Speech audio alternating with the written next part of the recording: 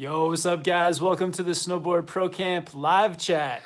Here with TJ. What's up, everybody? Hope y'all had a good weekend. Yeah, so we're on here for the next hour to answer all your snowboard questions, gear questions, anything to do with snowboarding.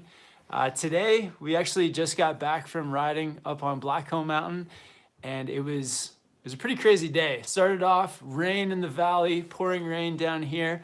Headed up to the top. We had, like maybe 15 centimeters of snow? It was a good bit, yeah. There was some zones where there was actually quite a bit of snow built up, but it was pretty heavy. It's still, that freezing line's still kind of high up on the mountain, so. Yeah, got a couple laps of powder though, and then came back down here to the pouring rain in the village, hit up some Splitsburger, and now we're on here to talk to you guys. So stoked to be on here with you guys. Yeah, it's been a great day overall. Still a good time up there. But we'll be on here for an hour. Any questions you guys have, go ahead, start dropping those. We're gonna try to answer as many as we can for you. So, and if you wanna let us know where in the world you're joining us from as well, it's always awesome to hear where you guys are at. Definitely, yeah. Hit us up with any questions you guys got. Yeah, let us know where you're at, and we'll get to as many of these as possible in the next hour. Yeah. Looks like we already got a decent amount of people on here today.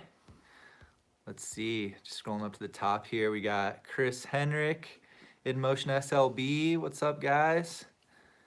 Catman Snow, Rachel Diamond, how's it going guys? Catman Snow is watching from Sweden. Sweden, nice. And Chris Henrik from Australia, what's up Chris? Yeah. Rachel from Sweden. Yutesh from Vancouver. Awesome. We got Ottawa on the live stream. Ottawa. Ottawa. Ottawa. What do I say? Ottawa? Ottawa. Sick, guys. Tahoe, Austin from Tahoe. Alex, Warwick, England. Yeah, Warwick. Yo, Marcus Cleveland. Yeah. Yeah, thanks for tuning in, guys. Stoked to be here with you guys. And we're in Whistler, Canada, in my basement. You can't tell. Yeah, it's just not good enough conditions to be doing the live chat on the hill today. It's there we go. It's pretty wet up there today. Connor from Long Island. Nice. And Haley from Victoria, BC. What's up, guys? Yeah, and if you guys need any snowboard gear, it's Cyber Monday. So if you order some stuff online, check it out. TJ's buying a boot dryer today, right? I am, yeah, so that's gonna be my Cyber Monday purchase, is a boot dryer. I think I'm also gonna get a foam roller, and I'm gonna get a swivel head for my tripod. They're going for a pretty good deal right now. Just get those real smooth pans going on. Swivel head for a tripod? Yeah, like a fluid swivel, so it's like you get those real smooth pans for like for the border views, really is what I want it for. Nice. But yeah, like 20-30 bucks. Cool. Yeah. I got a new computer on the way. Got a Dell. Oh yeah, about time. Yeah. Yeah. Oh man. So Oliver says, any tips on getting subs quickly and naturally? Subs to YouTube? I think there's no secret. There's no easy way. There's no shortcuts. It's just about putting out that consistent. I think consistency is the key. If you're consistent, then people know that you're putting out content on a regular basis, so they'll come back and check in on what you're doing. And then if you're consistent with it too, then you'll get good practice in making videos and content. So you'll just keep improving. So with it's like anything. If you do it consistently, you'll get better at it. People will recognize your dedication and they'll pay attention. They'll come back. So that's the best way. I think, yeah, that's the biggest key for sure, is consistency on YouTube. And let's see here. A lot of great questions coming through, guys. I saw Skiboard Camp said, what iron do you use? So I think, actually, yeah, my iron is just over there by TJ's head. It's, I think it's a... Oh, yeah, it's, over... I think it's a Burton iron. Let me just go get it. I think that's a Dakine one. I don't know. Yeah, I actually, I had a Dakine iron and I lost it in the move from Colorado to Canada. So that's floating around somewhere. But yeah, I just used a Dakine one. I think it's really nice to have a proper snowboard wax iron, or like ski wax iron. It doesn't have the holes in the bottom. You can set the temperature really well. definitely worth picking up. Yeah, so it is a Burton iron. I think this one was like $50 or something. Yeah. I don't know. But then you can wax as many times as you want all season at home.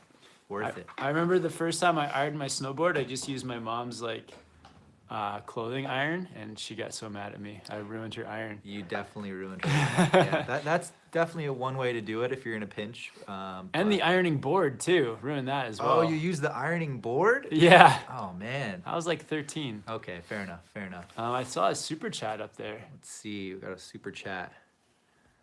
Awesome, guys. Austin Westbrook with the super chat. No question, just supporting you guys. Thanks for everything you guys do. Awesome. Thanks, Austin. Appreciate it, Austin. Thanks, man. Thanks for tuning in. I see you Yeah. on here quite a bit. On board with Max is any tips for buying gloves? So my first tip would definitely be check out mittens. I prefer mittens. And it kind of depends on, I think, you personally. Some people run a bit warmer or hotter, and so you need to get thinner mitts. I know some of our friends like Doug and Chris, their hands are always piping hot, so they just need thin mitts. Yep. For me, I feel like I need like a bit of a mid to heavy layer mitt. And then that works good for me. And I think if you can swing the cost, Gore-Tex, TJ got some Gore-Tex mitts. I did. Yeah, I'm actually really happy with those Gore-Tex mitts. Like today was prime test, and yeah, my hands stayed dry all day. The only moisture that got in the glove was for me taking my hand in and out. So yeah, Gore-Tex is an awesome option if you're looking for that superior waterproofing. Yeah, Power Ranger But, says what mitten is the most dry, and I think it would be like a Gore-Tex mitt. Gore-Tex, yeah. You're gonna find Gore-Tex across a lot of brands. So Yeah. yeah. Jay Schwab, I just saw roll by. He said, "What is? Oh, you want a comparison between the Skeleton Key versus the Deep Thinker? That'd be a good comparison. It'd be kind of tough though because those boards are, I think, very similar, right? We were looking at those boards in the Burton store in Innsbruck, Austria, and when we were looking at the specs, it was almost the exact same specs on both boards. I think the Skeleton Key is like slightly maybe better for powder. It's got a little bit more of a taper, I think, right? I think so, yeah, but very, very similar. I don't know if there's much of a difference in the flex either. I would say that might be one way where they might differ, but on paper, they look very, very similar. And we got a super chat from Narav, Shred1904. What's up, Narav? From Munich. What's up, man? Hope you guys had a safe travel over there. Hashtag taco fun. Yeah, yeah. Thanks, man. Enjoy the game. Have a good time in Munich. And Paul O got a question for Kevin. Oh, Kevin, which do you prefer better so far, the T-Rise Pro or the DOA? Yeah, I think I prefer. They're very different boards. Like I feel like they're totally different boards. They feel completely different. But the DOA is, I like that style of board better for me, just for the free ride and park capabilities. I feel like that's a board I'll be much more comfortable taking into the park compared to the T-Rise Pro. Definitely. So yeah, that's the board for me for park stuff for sure. And just even riding around the mountain, I feel like with the T-Rise, that was more of a board leaning towards like free riding and powder, where it's kind of just a different board for different conditions, really. So yeah, just different. I think if I was gonna take one board for carving, it'd probably be the T-Rise, just because of that magnet traction for getting the grip on the snow. Yeah. DOA for park for sure. The DOA is totally different board. I really like the DOA. And then I saw someone here, SSMTJ, thoughts on the Mind Expander, thinking of getting it. Good thoughts there. Yeah, I love the Mind Expander, great snowboard. Had a great day on it. There's a review on the channel as well if you want to check it out. I think it's a really fun powder board that can still be pretty fun for carving as well, but like more of a powder kind of tree kind of board, I'd say. Yeah, that Deep Thinker though, just the whole look of the board, the top sheet, everything like it has an awesome look to it. It's a very tempting board for me to pick up too, just because it's got the profile I like. It's got that surfy, quick edge to edge kind of feel. It's a sick board, yeah. I don't think you'd regret it, man. If you're looking for that kind of more powder, all mountain style of riding. Wait, did I get confused with boards there? Which one was you looking at? The Mind Expander. Mind Expander, yeah. Yeah, That's the yeah. one I was thinking of, but I said the think- Deep Thinker. Yeah, I was think thinking that Mind caught on. Expander, yeah. We were talking about the right board. Don't worry. Yeah. Don't worry. And I got some more super chats here. Matt Valentine, hi from Chicago. Thoughts on using a binding bag, and do either of you carry tools while boarding? Yeah, always carry one tool for the bindings. I used it today, so we were up there, and the powder was actually deeper and heavier than I expected, so I moved both bindings back like about 20%, and it really did help. So always carry just one tool with me for the bindings, and a separate binding bag. I've never heard of that. Yeah, so I think he's talking about those like crab grab high backpacks. Like, Oh, yeah, we saw right. some in Comore recently. I think they're cool, but I personally don't think I would use one, at least not most of the time, just because I ride in the trees a lot and I feel like it would get snagged on stuff. Maybe it wouldn't. I don't know. I've never used one, but I also don't think I really need to have that extra pocket. You know, my jacket has plenty of pockets already. Yeah, between the jacket and a backpack, I feel like that'll do it for me. I don't need another bag in my binding. But Yeah. I can maybe see it coming in handy if you'd never bring a backpack up, and if you're not wearing a jacket. Yeah, maybe, you know, throw a screwdriver in there. That's probably what I would throw in there. I always keep like a little multi-tool screwdriver in my backpack, but that's about the only one. Oh, I also keep like a diamond stone on me. Yeah, I've been keeping that just in my pocket. So if you hit a, you know, scrape a rock or anything, you can just get those burrs off your edge straight away. And Ty Winter Sports with the super chat. Hashtag ramen after a pow day. Awesome, yeah. Shout out to your friends there, Napa. Met them yesterday in the ramen place here in Whistler, and they bought us dinner. They're super nice. It was Yeah. awesome meeting them. Such a small world. What a small world we live in. That I would meet your friends in the ramen place. Shout out Napa. Crazy. Yeah, that's so rad. And then RJ Deslate, goggles over or under the helmet? I think definitely for me, like under the helmet, it keeps the goggles more flush to your face, I find. Whereas if they go over the helmet, it's not getting that like real flush feeling right to your skin there. And also if there's like snow piling up on your head and your helmet, like I don't want the band getting all covered and caked in snow and all wet. I want to keep that under my helmet and dry. Definitely, yep. Yeah, likewise. I think I've just always worn it under my helmet, so yeah, I don't see myself switching to over the helmet anytime, but yeah, I think it does just stay a little bit tighter, make sure no air is getting in there, no snow is getting in there. Yeah, I think it keeps the air out better. My girlfriend Jill, she tried both ways. She used to do the goggles over the helmet, and then when I got her to try doing it under the helmet, she was instantly convinced and sold on it. Nice. Yeah, if you feel like you don't have enough room, you can try taking out some of the foam padding, and maybe that'll give you like just enough room to get it under there. Yeah. But Take some adjusting, like under the helmet, different thickness of beanie, maybe Right. playing around a little bit with the padding. you want to grab the next one, man? Sure. So Dellucci with the super chat, thanks for the support. He says, "Hey guys, last time you hyped me up with your advice on becoming a snowboard instructor. Do you have any advice on moving to Summit County? Much love." Summit County, is that where you were living? Yeah, so Summit County, that's like where Keystone Breck area kind of is in Colorado. I would say if you can time it out where you move at the beginning of the summer, it's going to be way easier to find a place.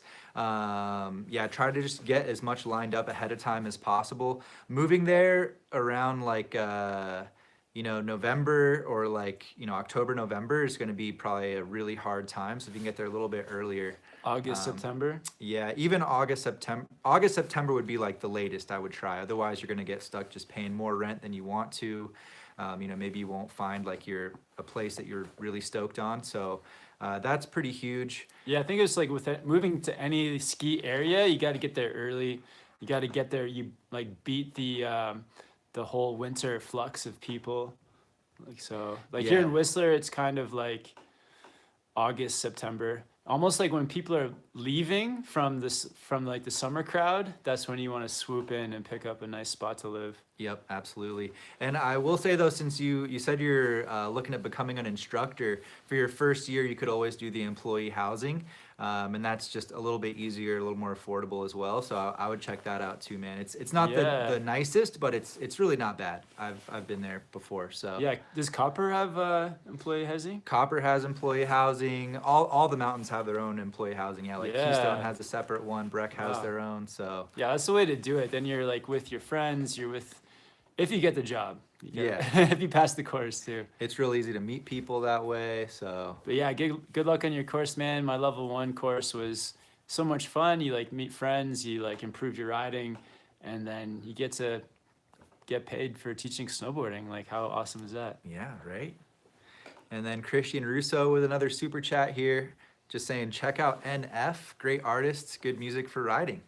Oh, cool. Cool. Yeah, I'll check them out, man. Take a look. TJ, what music have you been riding to recently? Oh man, I've been on this playlist on Spotify that Odessa, if you guys know who that is, put together. It's called first first chair on a pow day first chair with Japanese dad, I think is what the name. It's a weird name, Interesting. but it's really good. A lot of good songs on there. I've been stoked on it so far. Nice. Yeah. What about you? I've been listening to some G-Eazy. Oh yeah, keeping it gangster. I'm stuck on G-Eazy. He's got a lot of good songs for sure. Yeah, it's great. Lillian Sue. The super chat. Thanks, Yeah. Lillian. Which Would- boot dryer are you getting, TJ? I think I'm gonna get the same one Kevin has. His is Yeah. it's right back here, and it looks I'll pretty show legit. I'll show you guys what it is. Yeah, I need to know too. I gotta try these mitts. Yeah, I'm gonna try to find one for a good deal. You know, maybe something that's on sale for Cyber Monday, but quality is important. I'm gonna be using it a lot. So it's the Max Dry. You can't get much drier than Max Dry. No, what brand is it? I don't know. That might be the brand. I think the brand is Max Dry. Cool. But it's the reason I picked up this one is it's got the mitt dryer in the front and then the boot dryer in the back. Critical. And so, excuse me, something that's key is you put it on a timer. So you set it and forget it. Come back an hour later and your boots and mitts are dry. Nice. Yeah, that way maybe get a little more life out of that motor. I've had boot dryers in the past, and the motor will inevitably burn out. But yeah, hopefully that one lasts a long time for you, man. Thanks. She had another question too. Uh, Any tips on how to teach a 6-year-old girl to ride and improve? She seems stuck at linking turns. Can't S smoothly. Yeah, the 6 is pretty young. That's amazing that, yeah, she's getting going on the board already.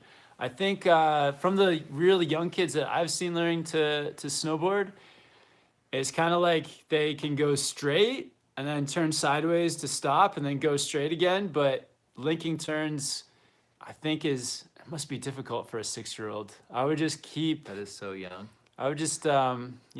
just make sure that she's having fun. And I think if she's got the straight and then turn and stop part, I think maybe as she grows, then maybe the S turns will come. But I don't know if it's like, I feel like when you're 6, I don't know if you have the complete ankle mobility to really be able to start spraying the snow out the side for those S turns. It's probably pretty scary too, because once you're doing S turns, you're pretty much picking up speed continuously unless you scrub. Yeah, So, but that's amazing progress so far. I don't know, maybe just stay on the like real mellow slopes and just keep encouraging her to get those S's going. That's awesome. yeah, hope you guys have a great season. Get some good progression going. And Zach Hagler with the super chat. What online site is best to get good gear? Would be sweet to hit the POW with you guys. Hashtag Utah, hashtag Snowbird, hashtag awesome. Nice. I think, yeah, so if you check the descriptions of the videos, we often link to evo.com, great place. They've had a Black Friday, Cyber Monday sale going all weekend. That's probably, yeah, my go-to, I'd say. Yeah, the site I jump onto most is Evo for sure. Here in Canada, we don't have like a real solid like online platform. If like almost like in Canada, I would almost just go to the store instead of ordering it online. I think. Do you know if there's a Canadian? one? Not that I know of, I think man. there may be one in Canada called The Source. I don't know where you are, man, but yeah, in the States, it's evo.com. In Europe, Blue Tomato. Yeah.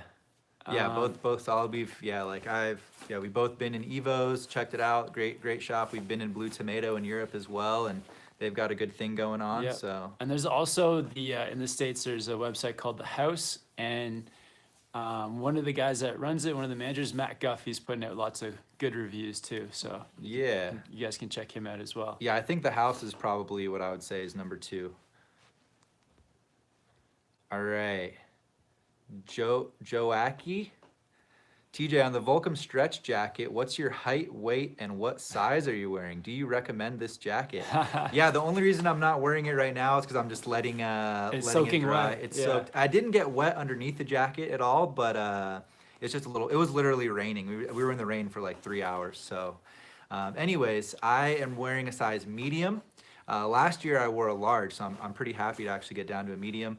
And I'm 5'10", around 150 pounds, and I think it fits proper. So Because I guess it's really designed to fit like long and skinny, right? So that's why you could do a medium this year. yeah, exactly. So Volcom calls it the drop tail fit. Kevin took a photo today riding. If you check it out on Instagram, and you can actually see like the bottom of the jacket on the front, and then you can see the tail, the back drops down. So especially on a Nice. day like today where it's really wet, that was nice to have like just an extra layer to be sitting on those wet chairlifts. But Nice. yeah, I would absolutely recommend it. I'm loving it so far. Yeah, that's one of the reasons that I like Volcom gear as well, is because it's tailored really, really well.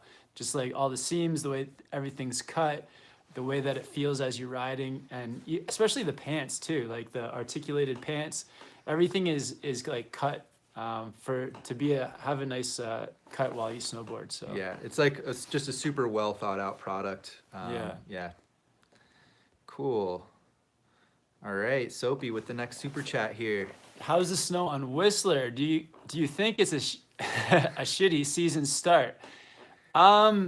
No, because in the past couple of years, we've had like crazy powder days opening weekend, and that was like kind of getting spoiled. So for the third weekend of November, we are like, it's still great. It'd be nice if it was colder and we were getting more snow, but today we were up riding kind of like heavy snow, heavy powder. It was still a blast, having a really good time. Opening day, it was just a bit of powder over top of like some of the trees and rocks and things. So it's not like the best opening, but it's still a decent one. Yeah, it's coming along. Like the snow that's coming down right now, I think it's going to lay a real nice base. So hopefully the trees Yeah. and stumps won't be an issue anymore. And just staying patient, man. I think it's going to be a great season. Yeah. Hopefully. Yeah. We were talking about today too how when we first started snowboarding, back like on the East Coast, I'm from Ontario, TJ's from North Carolina, and the season really wouldn't actually get going until after Christmas. So to be, the third weekend of November having to start, we're doing fine. Yeah, no complaints for sure. But on a day like today, I would say if somebody's driving up from Vancouver to snowboard today, is maybe wait a little bit. That's iffy. Yeah, it was quite wet up there. I'm glad it went up though. Me too. Yeah. Yeah, it would have been real easy this morning to be like, you know what? Let's just not do it. But I'm glad we did. Yeah. And we got videos coming. Videos are coming. Yeah. We're up there filming. Nate Law. Hey guys, what are your thoughts on the Battalion CT and the Magic Carpet? Both Battalion boards that I've ridden. Did you ride the CT in Japan last year? No. Oh No. man, we Oh, got that's an the- all trade board That's the this year. camel in Japan. tail? Camel Yeah, toe? the camel toe. Yeah, Right. yeah. Definitely should have called it CT in that review. What was I thinking? But anyways, yeah, the Battalion CT, really fun board, did really well in Japan. More of like a free ride carving kind of powder board, I would say. Not super park friendly, kind of stiff as well. Has those directional features that you want in like a powder free ride board. Whereas the Magic Carpet, I think, is more of a true freestyle snowboard. It's like really fun in the park, true twin, but it's got that POW 3BT. So if you guys don't know, it's like a 3D base shape where the base and edge is uplifted on the nose and tail, kind of like a spooned out nose and tail. but even more extreme. And the POW 3BT is the most extreme version of it. So I think as far as a twin goes, it probably would float better than your typical twin like the Westmark I've been on. But if you really want the more powder performance, I'd go for the CT. If you want to ride in the park, I'd get the Magic Carpet. Yeah, good advice. Yeah, I really like the idea of those spoon-shaped nose and tail, especially in powder. Just gives it that really like quick edge to edge and very surfy feel to it. So I'd like to actually, yeah, ride a true powder Battalion board. I think that would be really fun. Yeah, me too. Yeah, I'm not like crazy on the Battalions for like the park and for groomers just because they're like so loose and quick edge to edge, and I prefer to have a bit more control. They can be loose for sure. Yeah. Yeah, it's an interesting tech. So if you guys get the chance to try 3BT, I definitely would try it out. Yeah, I think it's a good thing to demo it and then try it and see if it matches your riding style because it can be really fun. It's different. It's different, yeah, for sure. I know you were loving it on the snake runs you were saying. Oh yeah, so I was riding it through gullies over at Mount Hood at the Timberline Lodge there resort, and it was just so much fun through gullies and quick turns because of that spoon-shaped nose and tail just allowed you to turn really fast, really quick. It was fun, yeah. Yeah, quick edge to edge for sure. Justin Rupert with the quick super chat here. GNU Hypercarve for a daily driver. Yeah, I think that's kind of a similar style to the CT like we were talking about. You know, it's going to have a lot of those directional aspects, setback stance, taper, longer nose than tail. So it's going to have that performance, but it's more of a free ride powder board, I'd say. So if that's what you're into, could be a good option. Going to have the magna traction, rocker dominant profile. Yeah, solid Nice. board. I need to get on it. Yo, a million pop off. Thanks for the support, man. 20 euros. You're a legend, dude. Oh, sick. He says, guys, say hi to the youngest SPC follower. She's only 3 days old, and her name is Eva. She'll be on a snowboard in a year from now, and I'll make sure she checks the intermediate playlist as soon as she speaks English. Hashtag I'm in love. Awesome. Congratulations, man. That's great to hear. Yeah, man. Hello, Eva. Hey, Eva.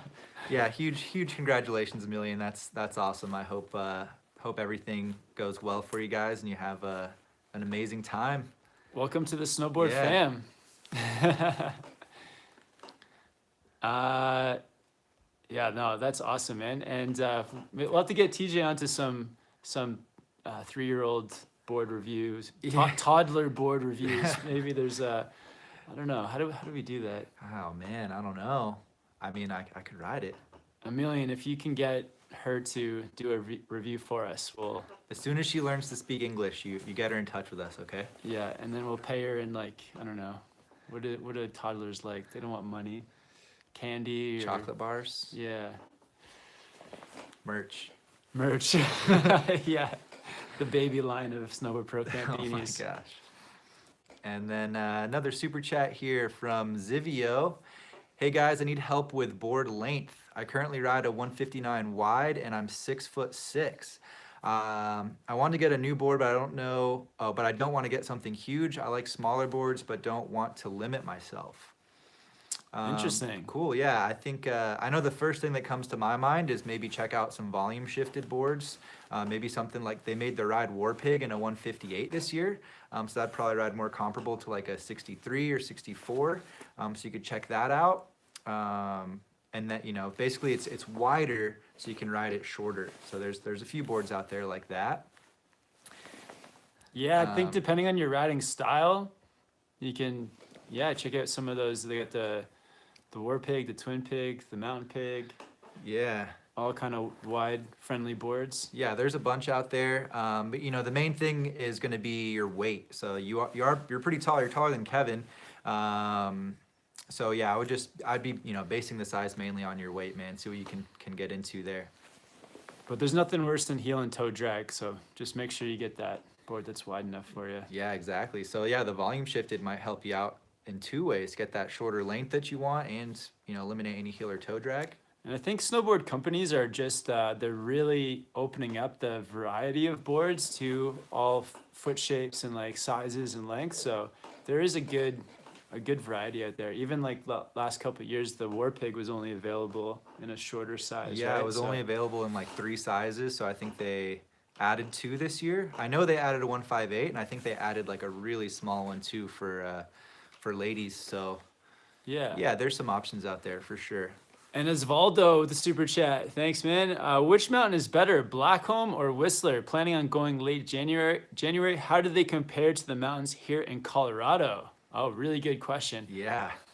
So I like Blackcomb better. I think just for it has more of a consistent slope to it, so that there's not so many. Whistler kind of like it's steep and then it flattens out, steep and flattens out, so not as friendly to snowboarders. Where Blackcomb is a bit more consistent, and also I find that Blackcomb's alpine. There's some areas that I like just maybe just a little bit more, has that more big mountain feel. So the Blackcomb Glacier, and then also Spanky's, an area called Spanky's Ladder, where there's a bunch of really cool. There's like Ruby Bowl and a few other bowls up there. So some really fun terrain on Blackcomb. Whistler's great too. I would definitely spend some time on both, but Blackcomb is a bit better. And then I think from my experience, you want to say what you think is the difference between Whistler and Colorado? Sure, yeah. I mean, I agree with Kevin. Like, I haven't ridden Whistler nearly as much as him, but I've definitely had more memorable days on Blackcomb than on Whistler. Both fun though. But yeah, as far as the differences to Colorado, I think the tree riding feels pretty different. And I think generally speaking, Colorado is more of a mellower pitch. Like Blackcomb tends to be kind of steep in my opinion. There's a lot of steeper parts, which is nice, especially on like a powder day.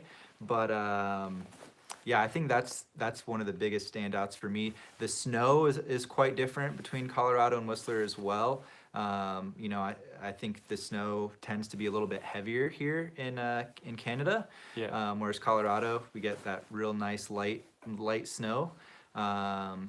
Yeah, I think those are some of the big differences for sure. Yeah. Anything come to mind for you? I think that's just it. I think there's more of a variety of terrain here in Whistler Blackcomb in terms of like, yeah, there's some more steeper trees and more deadly terrain, I find. Like, so yeah, like, would you say that? In Whistler? Yeah. Oh yeah, For like definitely. the tree riding, you got to be a bit more careful. You got to plan what you know where you're going a little bit more, unless it's like a marked graded run. And yeah, there's just, and the alpine is definitely bigger too. There's much more alpine. That's a massive point actually. Yeah. Yeah, the alpine is like way more to explore. We definitely did have some amazing alpine days when we were there. I don't think it's really that comparable though, man, because like, you know, Whistler, you can take that chair and rope tow and you're like all the way up there, you're inbounds. Yeah. Whereas it's a little more work in Colorado to get that type of terrain. You got to be doing hikes. It's not as long of an alpine run before you get back on those groomers and trees and stuff. So Yeah. yeah. It's just a bit bigger, a bit more advanced, and a bit more varied. You can kind of find a bit of everything here. Yeah, thanks Osvaldo. And Colin Hoover. Hey, from Cincinnati. I'm stuck between the Solomon Sleepwalker and the Arbor Formula Camber. I spend most of my time in the park. Thoughts? Love the channel. Honestly, I'm not familiar with the Sleepwalker, man. I can't think of the specs on that board.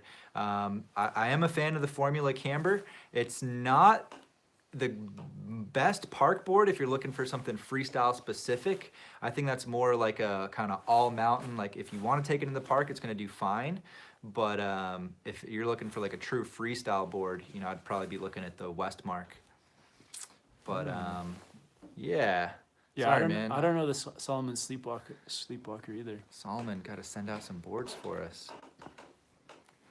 And Low Cry with the $10 super chat. Awesome. He says, TJ, I asked on Instagram, but you really answer. You just said you don't leave your board alone. Summit County Resort, ski racks, use a ski key. Oh yeah, I remember that, man.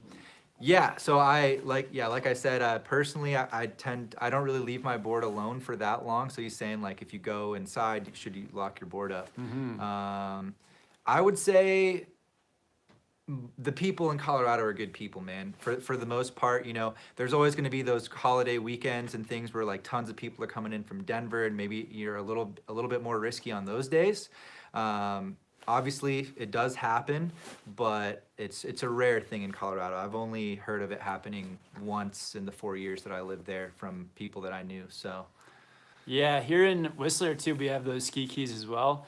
And I spent about 10 years here, like leaving my board outside without a key, and it did get stolen once, and it was a strange thing. Like it was my old used board got stolen, so I don't really know if somebody actually stole it or they took it by accident or what happened, but I did have one board taken.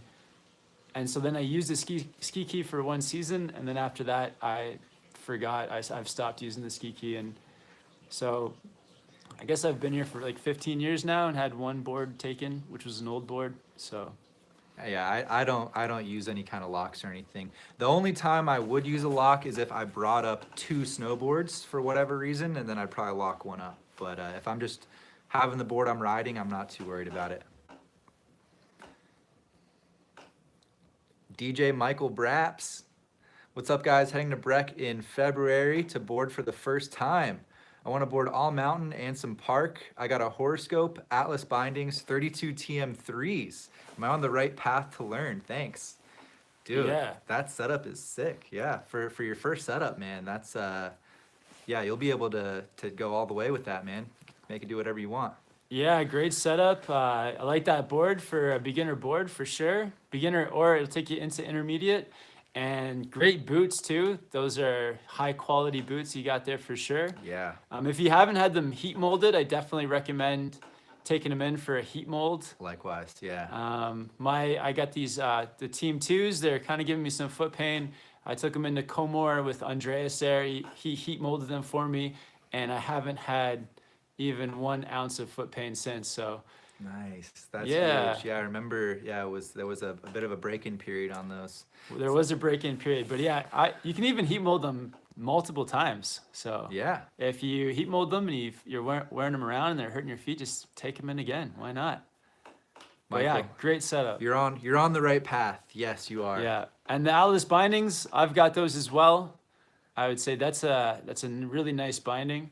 They're some of my they were my favorite bindings last year. I'm really hyped on the Stratas, but the Atlas I think is a little more responsive. Yeah, I think those bindings, you'll have them for a long time too. You could probably, even if this board comes and goes, those Union Atlases, you can probably use them for the next 5 years. So Yeah. Or longer. Solid binding, dude. yeah.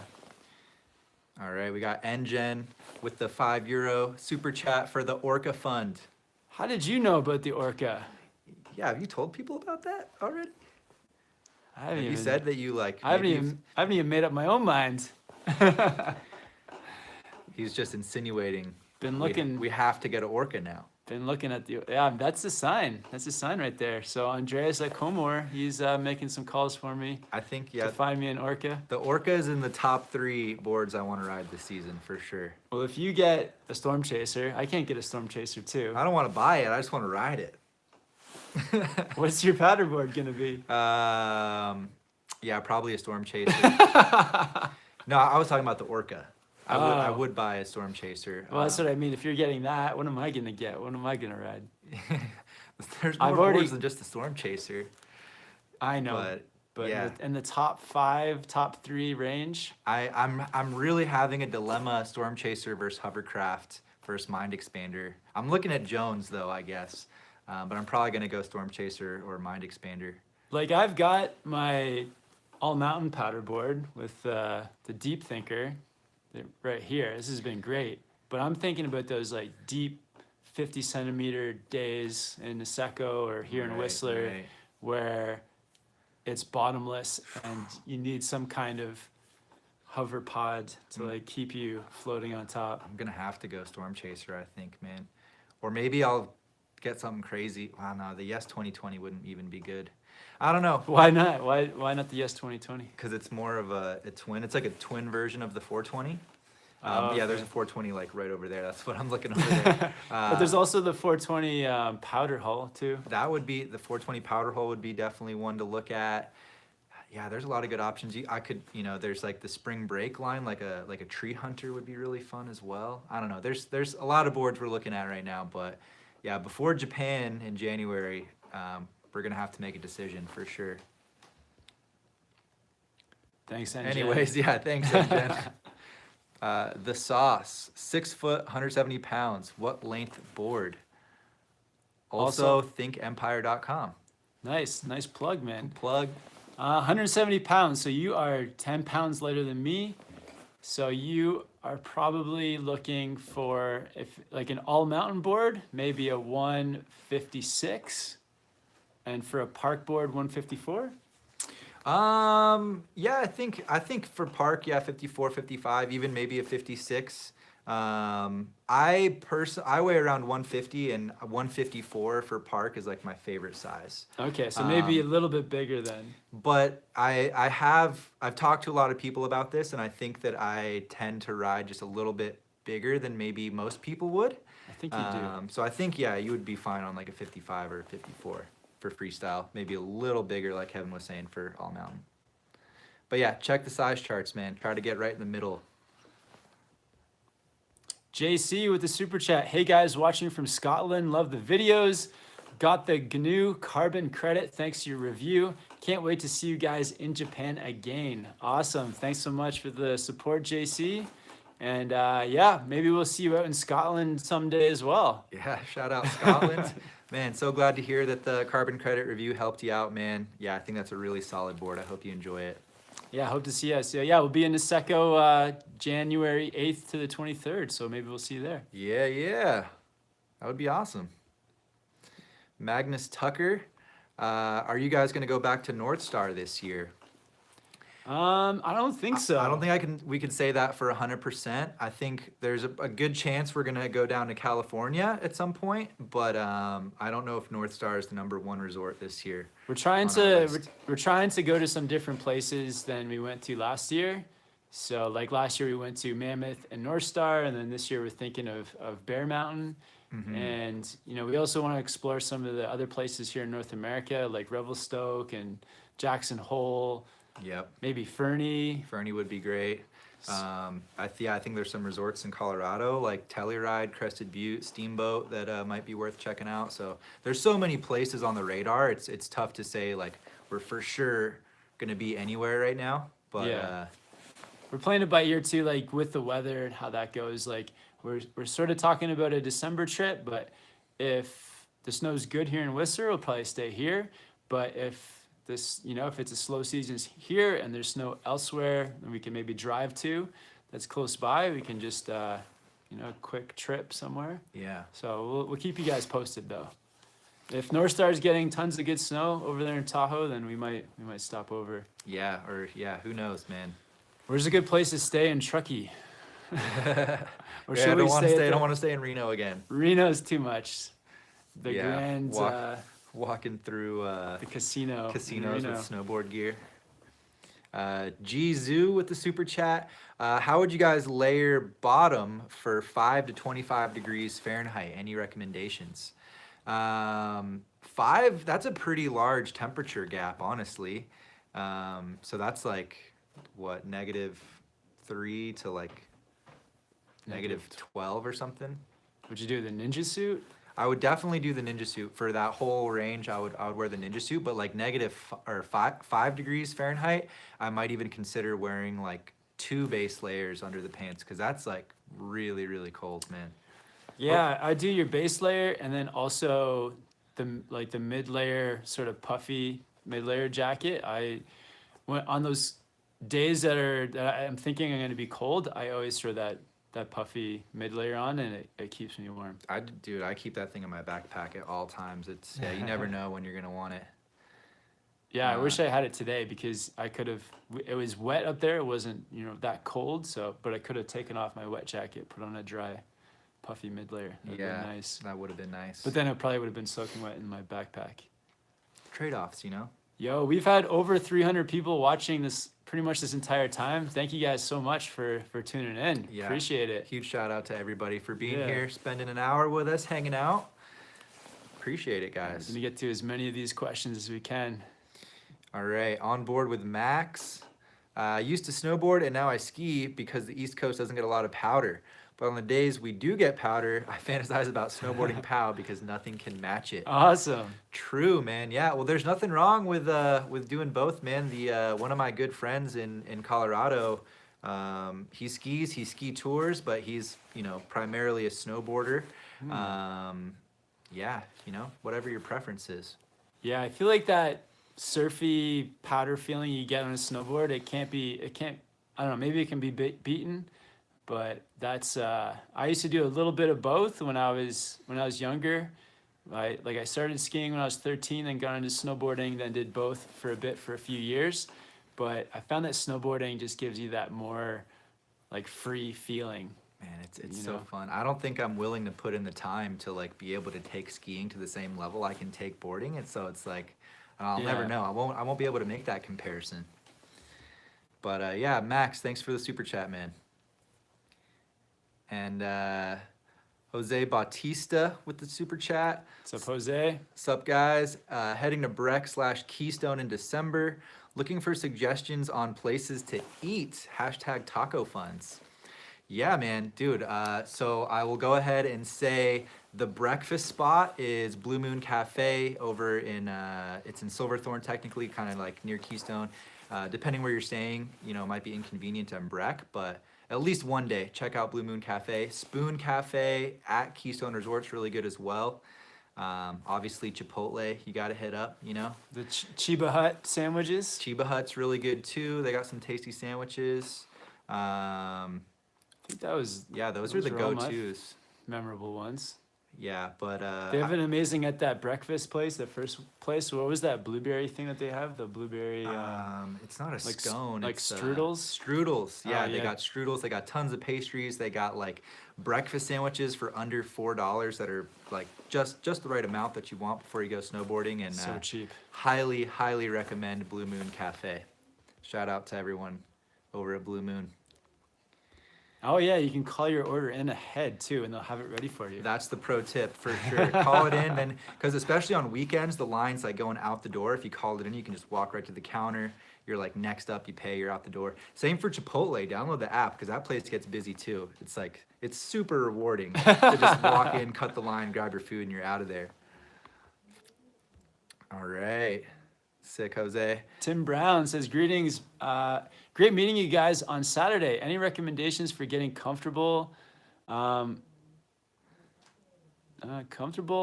Increasing speed. Oh, yeah. I that's tend gotta be what it is. I tend to want to ditch speed after 4 or 5 turns. Yeah, Tim, it was awesome to meet you, man. Yeah, that was a pretty nice day up there. It was, yeah. Shout out, Tim. Yeah, what was that, right outside Rendezvous? Or? Right by Rendezvous. Yeah. Awesome meeting you, dude.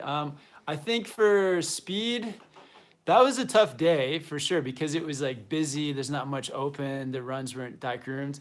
But I feel like if you want to continue to increase your speed past those 4 or 5 turns, it's about, I think, planning your line. So looking ahead, seeing what's coming, that can give you confidence if there's some bumpy terrain ahead. I know that day there was a lot of bumps, so it was hard to pick it up and keep it going. But just trying to look ahead, seeing where the bumps are, where you can, the places where you can cut speed, and then the places where you can pick it up. I think that's something that you just learn as you go more and more of reading terrain and knowing where to pick up speed and where you can kill your speed. And then the second thing would be the more you get comfortable controlling your speed around each turn, then the more confident you will be with riding fast for long periods. So just continue to spray a little bit of snow out each turn. The toe side is kind of actually the heel side is the easier turn to spray snow and control your speed. And then the toe turn, sometimes people forget about the toe turn. And so they come fast around a toe and then kill all their speed on their heels. So trying to level that out 50-50. Once you can do that, you're controlling your speed even on each turn, then you can ride pretty consistent with some pretty consistent speed for long periods of time. Yeah, solid. I don't think there's anything I could add to that, man. Yeah, but yeah, awesome meeting you, Tim. Hopefully see you up there again, man. Yeah, we'll be here all season. And if we come down to Washington, we'll let you know, and maybe we can get a few laps down there at Washington at Crystal or whatever your home mountain is. Yeah. All right, Mark Felson. Hey guys, just wondering which NFX lens shade is your personal favorite for low light. Looking forward to Steamboat in February. Enjoy the tacos. Awesome. Thanks, Mark. Yeah, thanks, Mark. Man, honestly, I didn't wear the NFX much last year. I cannot remember what the name of the lens is, but it's like a yellow lens, and it had like a fire iridium tint on it, and that was the one I was using for low light. So I think, you know, the base of the lens is probably what's most important. If you can get something like yellow or rose or something, that's gonna be the go-to. Yeah, I haven't ridden many of those NFX lenses. I think I've only ridden one, so I don't really have too much of opinion. A great goggle though, I think. Yeah, good choice, man. I really enjoyed that one when I was running it. And NGen with another super chat here. Watch out, the 303 crew is coming to Whistler on Saturday and staying for 3 months. Frosty, aka Bert, is coming to town. Awesome. Yeah, I remember he was saying that he's coming out to do some instructing, right? Yeah, he's taking a course. Yeah. Yeah. So We're yeah, definitely gonna link up with Bert for yeah. sure. I got Bert's contact, so if he's coming out this weekend, we'll shoot him a message and. Yeah, I think he may have sent me a DM or commented on Instagram or something today or yesterday. So yeah, Nice. we'll be in touch. Yeah, we'll get riding with him. I guess he's training Monday to Friday, so he'll have weekends off. So maybe on a Saturday or Sunday we can get up there with him and take him around, and maybe not push it too much because there's not much open yet. But maybe there might be some nice hikes open by then. Yeah, hopefully we'll see. Yeah, more terrain I think is opening up, you know, each week. So yeah, we'll see. We'll take Bert around. All right, Cougar with the super chat. New bindings for my fun slinger. What's the difference between TJ's Union Forces and Kevin's new Union Forces? Y'all help my part game a bunch. Nice use of the word y'all. Just want to preface it with that. Awesome. Yeah. But yeah, there's really no difference, man. The performance is going to be the same. I know this year with the team forces that they do have the upgraded like Forma strap. So that's actually something that would be a little bit different this year. I definitely try to get the upgraded straps if you can. They like cinch your like boot in a lot more. They're much more comfortable. Comfort, yeah, huge upgrade. Still waiting for those straps. Oh man, yeah, hit up Riley. That's my bad, dude. Sorry, we'll get that going. But yeah, so that's the main difference. Performance-wise, they're going to be almost identical. So a little bit more comfort on those team ones. Maybe Andreas at Comor's got some Union straps. Maybe, hanging probably. around. Awesome, guys. Well, thank you everyone for all the super chats. That was a lot of That was a lot. That was Wow. like maybe the most ever in a row. Thank you guys. Yeah, we've been neglecting just the regular stream. All right. I'll answer. So Snowboard Life 14, TJ, what's your favorite park board? Because I'm looking for one. Yeah, man. So Casey, favorite park board. Tough call. I really like the Battalion Evil Twin. I think that one's super rad for all around park. Never Summer Fun Slingers, really fun too. For like pure park, the Lobster Park board I think is really fun. Why didn't you get an Evil Twin this year?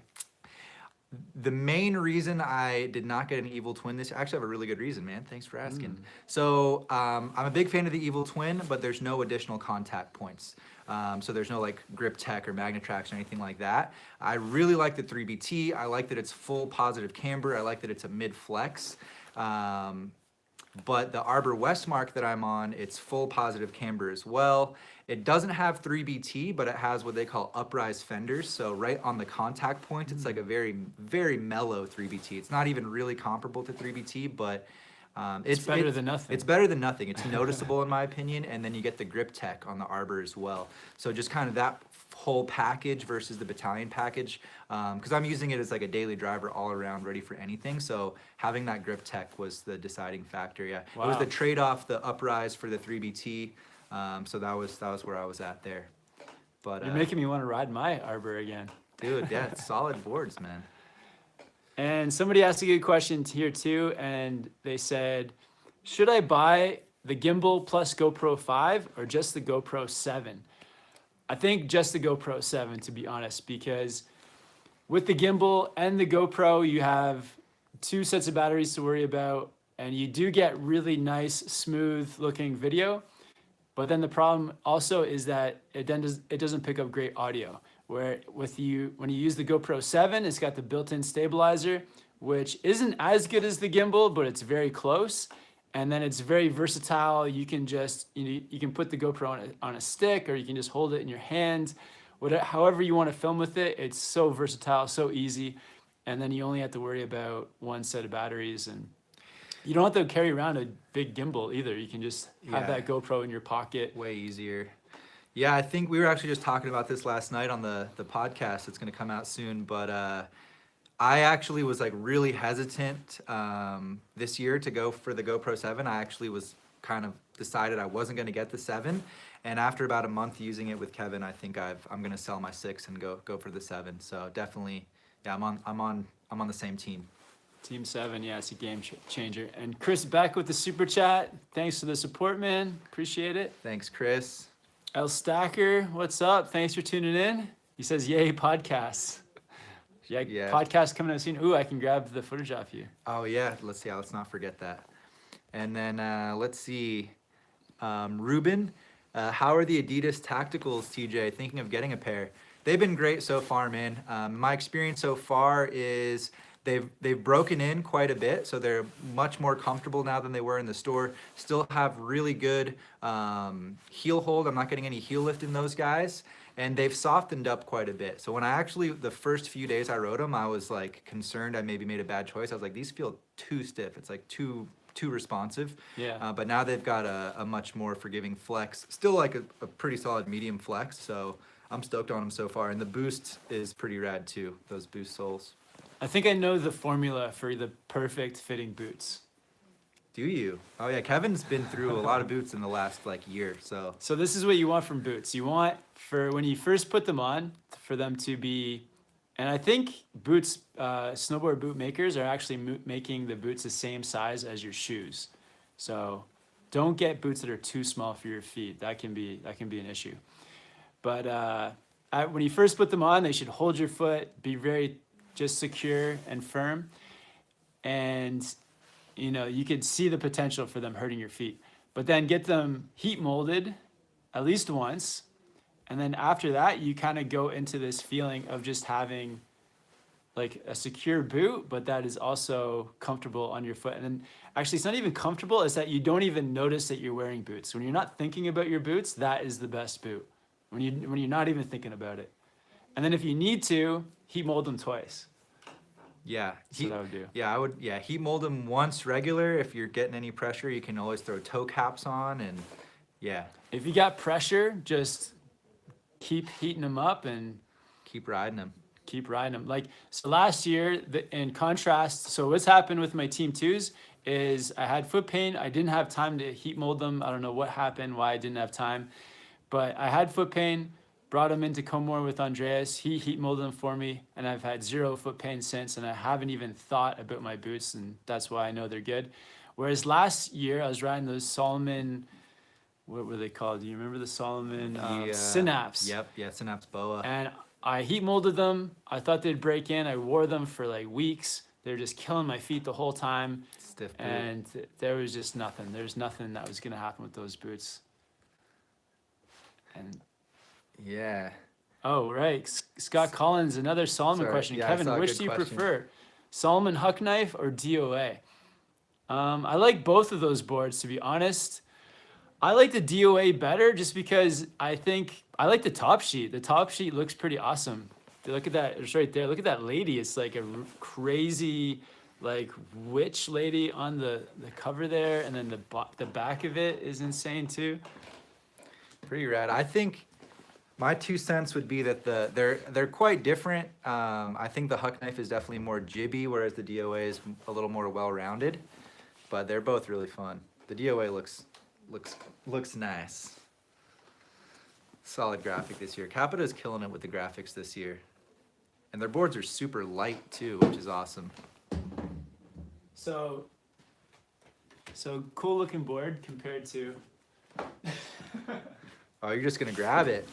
We've got all the boards here in the gear dungeon. Well, yeah, the Huck knife. This is the older Huck knife. It's a fun looking board too. It's kind of messy. It's a little bit messy.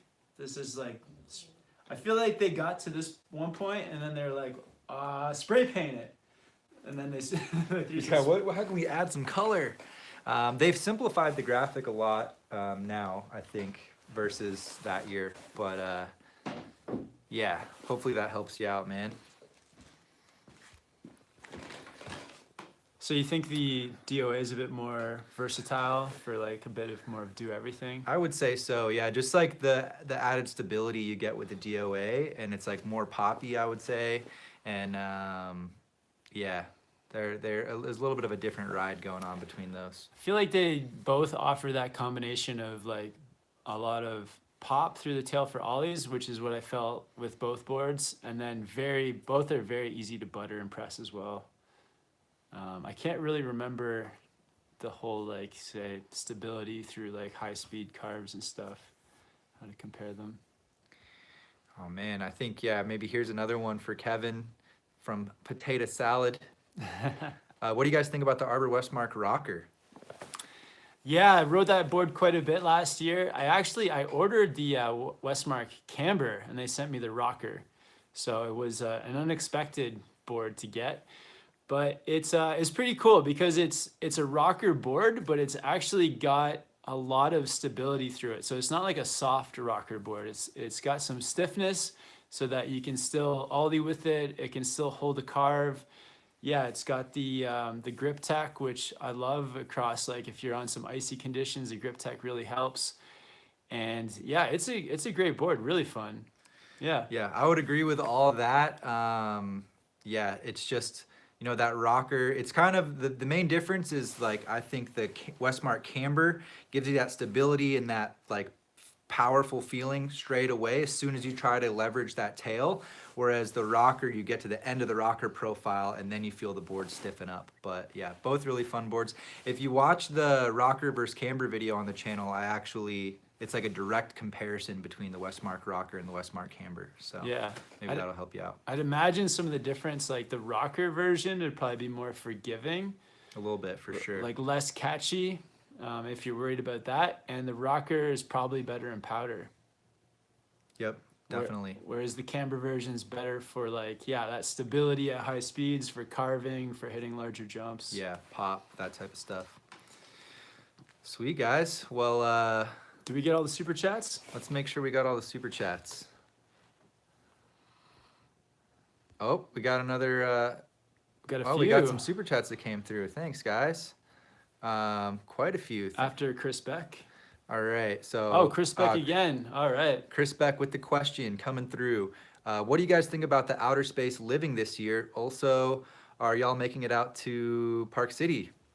I'd like to stop through Utah. We'll see if it happens. Yeah, maybe our friend Paul lives out there. Maybe we'll make it happen. But yeah, so the OSL, I actually do have that board this year. I rode it a good bit in New Zealand and Australia. If you guys watch those videos, I think it's quite soft. It's got those rocker tips. It's very pressable. It's a very jibby snowboard. Not a lot of stability. Might be kind of decent in POW, but more of like a jibby freestyle board, I'd say. It's really fun though, really good for butters and stuff as well. All right, so I'm Fwesh says, what are the cons of buying too big of a board? So a board that's too big for you, the bigger the board, the harder it will be to steer, probably. Just because you just have that added length, that more board to turn. Yep. Especially in the tail. If your tail is too big, then it can be hard to like complete a turn.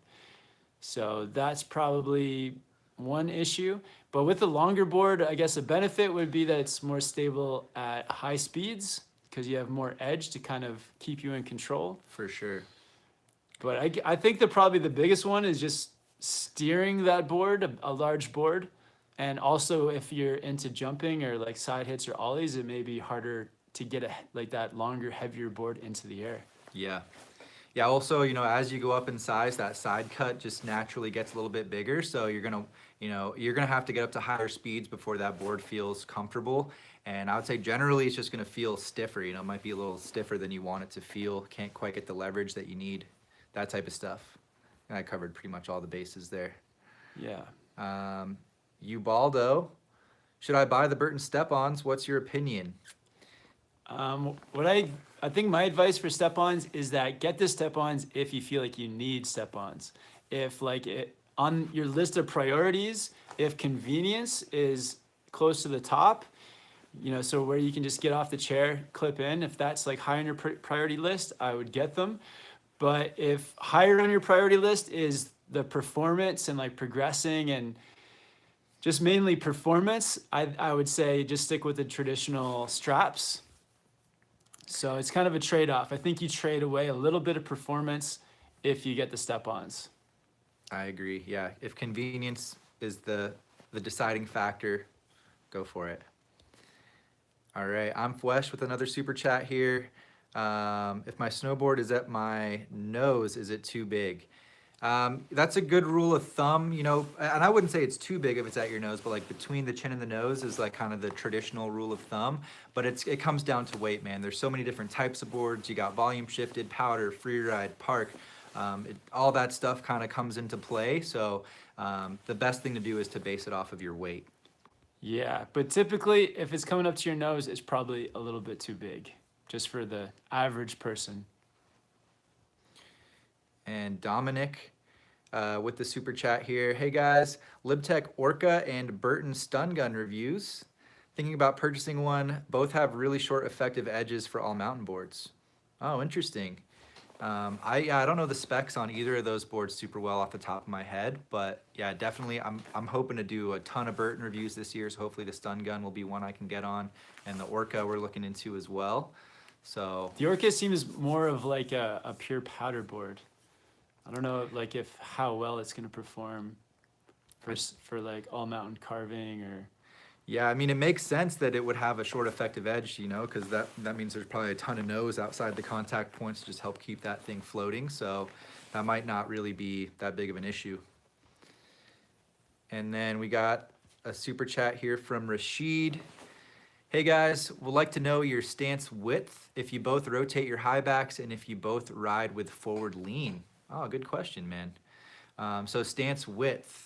For me, I pretty much have mine dialed into right around between like 21 and 22 inches usually. I'd say like 21 and a half is the stance width that I claim. So yeah, usually like pretty close to the reference on most boards. Yeah, and I'm a bit taller than TJ, so I'm probably around 23. I haven't actually measured it in a long time, but I feel like that's the stance that I've been kind of rocking for a long time. Dude, we should measure it because I think it's around 21 and a half, 22, but I could be wrong. Yeah, it's you got to get it to where it's comfortable. Like today, I actually felt like my stance was a little bit wider, but it really actually suited the conditions because we had like really grabby snow. So having kind of like a wider stance actually helped me to sink like lower onto my board. I had a bit of a wider stance than usual today as well. Yeah. But if it was like a park day, sometimes in park and stuff, I like to just bring it in a little bit. I feel like I'm a bit more maneuverable over my board. Absolutely. Rotating high backs. I did that one year. I didn't notice a huge difference, so I haven't bothered with it this year. I always adjust my heel cups, get that boot centered. But as far as rotating high back, I don't think it's a huge deal. And you don't do any forward lean, right? And I do zero forward lean, yeah. And I don't rotate my high backs, but I do put forward lean on. I think like, so out of 6, I think of 1 to 6, I think I set my forward lean at just about in the middle, about a 3. Nice. Yeah, I've always had a bit of forward lean. Yeah, so yeah, forward lean gonna help make that heel edge a little more responsive, so. Yeah, I feel like it does help me a lot. Like I noticed that when I set that forward lean forward 3 or 4, it helps to initiate that heel turn a lot quicker. Yeah. Awesome, guys. Thanks so much for all your super chats. Yeah, thank you everyone for the super chats. Thanks everyone for hanging out. Still over 300 people on the live chat. Woo! Thanks for hanging out, guys. Best one yet. I think, yeah, this is the best one of the season, man. Yeah. So, yeah, we do live chats twice a week, every Friday, every Monday. Hope to see you guys in the next chat. Yeah, we're going to try to do them. I think we're going to try to do them after riding most of the time. So about 4 p.m. Pacific time, just because the snow conditions on the mountain are so unpredictable that it can be hard. Like today, it was like almost like pouring rain up there. So we couldn't have pulled it off. Yeah, So, yeah. Like now that the season's here, it's definitely nice to be able to get a full day in and then do the live chat. So yeah, we'll still keep them going. I saw NGen was asking about Patreon. I'm not gonna do Patreon tonight, but I am gonna post a video up there, a throwback to rainboarding in North Carolina, just since we did some rainboarding today. So if you want to check that out, we got links to the Patreon down in the description, as well as all of our gear. And yeah, check out some of that gear, guys. If you guys need anything for snowboarding, by buying your gear through those links, we get a small commission, which helps us to make more of these videos too. yeah, capitalize on those last Cyber Monday deals, guys. And yeah, we got some videos coming out from today soon, so those will be up shortly. And yeah, we'll be back on Friday. Yeah, thanks for tuning in, guys. Hope you guys are having a great time out there riding now or soon. And we'll see you guys in the next one. We will see you guys soon. Peace out.